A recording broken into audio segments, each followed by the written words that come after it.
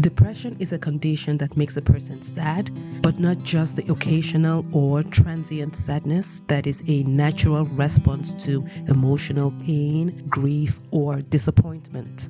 Contrary to what many people think, depression is not a problem that affects only adults. It does not discriminate by age and is quite common in children and adolescents. There has been an increase in the reported rates of depression among adolescents over the past few years, and depression is now increasingly recognized as a challenge affecting the lives of many children, especially teenagers. Depression has a profound effect on relationships with family members and peers and negatively impacts academic performance and overall quality of life. The exact cause of depression is not known. Genetics and environment both play important roles in the development of depression. Some people might be more susceptible to depression if it runs in their family, especially in a parent or sibling. Research suggests that in depression, there is an imbalance of chemicals called neurotransmitters in the brain. Neurotransmitters are chemical messengers that transmit signals between nerve cells and are involved in various brain functions, including regulating mood, memory, and emotions. Ongoing stressful situations like family dysfunction, caregiver-child disagreement, difficulties at school, including bullying, and demanding jobs may contribute to depression. Factors that increase the risk of developing depression in children include having a psychiatric diagnosis like anxiety, learning disabilities, ADHD, the presence of chronic medical illness with debilitating symptoms or burdensome treatment, gender dysphoria, history of abuse or neglect as a child, and having a previous brain injury.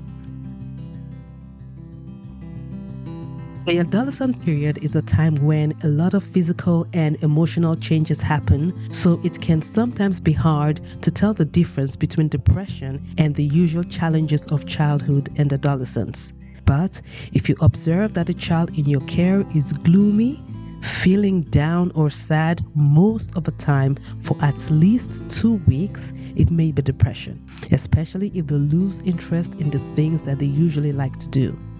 So the two big symptoms that should raise suspicion for depression are 1. An unhappy depressed mood, and 2. Disinterest in previously enjoyed activities. The medical term for this is anhedonia. Children and teenagers with depression may not be able to recognize that they are depressed nor articulate their feelings clearly, and so depression may manifest in other ways. They may seem irritated or annoyed by pretty much everyone and everything. They may be aggressive and pick fights easily, or be very pessimistic and act defeated. Sometimes, as a coping mechanism, adolescents attempt to boost their moods by engaging in risky activities like promiscuity and drug use. Other very important symptoms that are indicative of depression include the following: sleeping too little or too much, or having abnormal patterns of sleep. For example, difficulty going to bed, waking up in the middle of the night or too early, and then being unable to get back to sleep. Eating too much or too little, or gaining or losing weight without trying.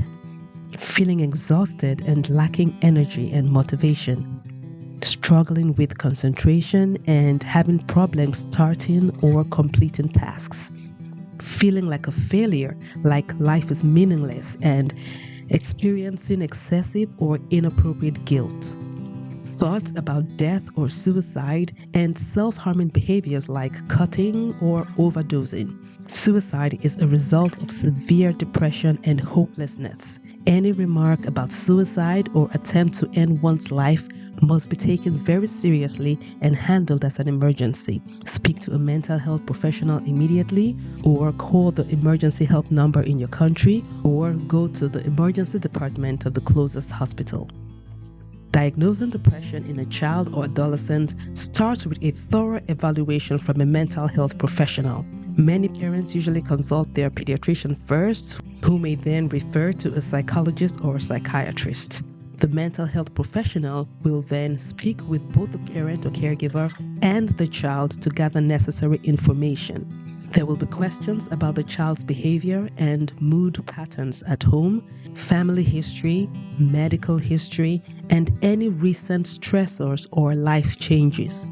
Standardized questionnaires and screening tools are normally used. Note that the professional may ask to speak privately with your child. It is an important part of the process and doesn't mean that you're being excluded.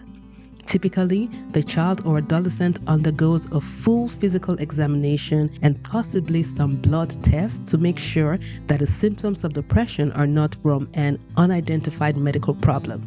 To meet the criteria for major depression, the adolescent needs to exhibit a certain number and combination of symptoms consistently for at least 2 weeks. Depression is a treatable condition, and the earlier treatment is started, the better it works. Unfortunately, not all children with depression receive the needed treatment. Statistics show that up to half of them are not treated. The obstacles to treatment are multifaceted, and stigma remains a significant hurdle, with misconceptions about mental health contributing to the reluctance in seeking professional help. Additionally, poor access to mental health services presents a challenge, particularly in underserved communities lacking resources or facing financial constraints. After making a diagnosis of depression, a customized treatment plan is set up. The decision about whether to begin medications for depression versus starting off with counseling depends on a number of factors, including severity. Children and adolescents with mild depression are generally treated with only counseling, also called psychotherapy, while those with moderate to severe depression usually require a combination of counseling and medications.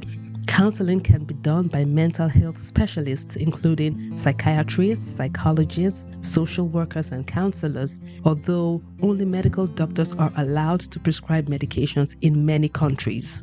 For children and teenagers with severe depression and those at risk for suicide, hospitalization in a psychiatric facility is needed for stabilization and safety.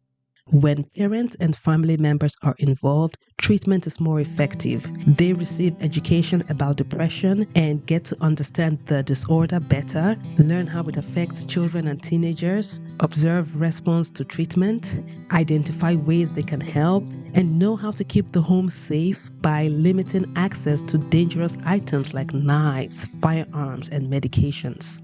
Antidepressant medications help to restore the normal balance of neurotransmitters in the brain with the goal to control the symptoms of depression and prevent reoccurrence.